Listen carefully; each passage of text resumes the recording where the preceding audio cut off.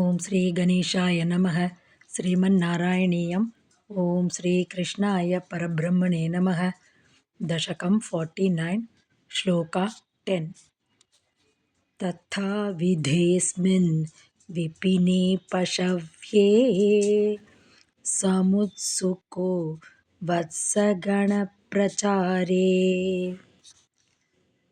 ಚರಣ್ ಸರಾಮೋತ್ಥ ಕುಮಾರಕೈಃ ತ್ವಂ ಸಮೀರಗೇಹಾಧಿಪ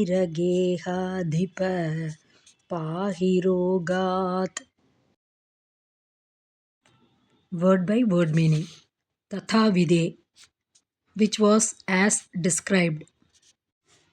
Pashavye, congenial for cattle.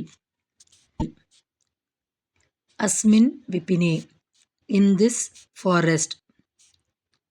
Vatsa Gana Prachare, in tending the calves. Samutsukaha, very much interested. Atha, then. Tvam Saramaha, thou with Balarama. Kumarakaihi, along with other boys. Charan, moving about. He Samira Gehadhipa, O Lord of Guruvayur.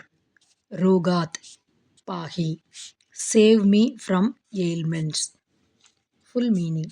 Thou didst move about along with Balarama and other boys in the forest described above, which was very congenial for cattle.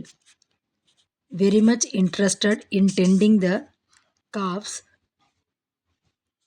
O Lord of Guruvayur, save me from all my ailments. Om Tat Sat.